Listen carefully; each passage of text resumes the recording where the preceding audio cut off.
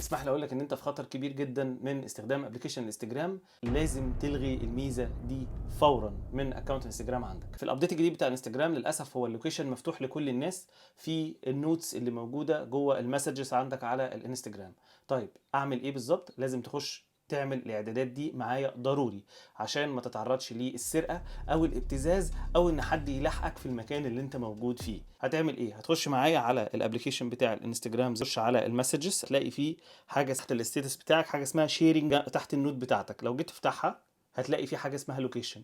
اللوكيشن ده لو جيت تفتحه هتلاقي كل اللوكيشن بتاعك وبتاع الفريندز بتوعك موجود قدامك. انت بالنسبه لك هتعمل ايه؟ يا ريت تبعت الفيديو ده لاصدقائك عشان هم كمان ياخدوا بالهم ويقفلوا اللوكيشن عندهم على الابلكيشن بتاع انستجرام.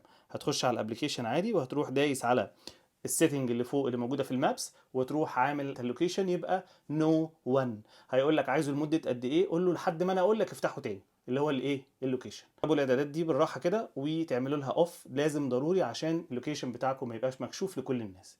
يا ريت اكون فدتك بالفيديو ده. يا ريت تعمل الاعدادات دي، تبعت الاعدادات دي لاولادك لو انت اب، تبعت الاعدادات دي لاصدقائك علشان يعملوها، عشان ما يحصلش اي مشاكل او سرقه او حد يلاحقك او اي حاجه ليها علاقه باي ضرر ليك بسبب اكونت الانستجرام. شكرا ليكم وشكرا لمتابعتكم.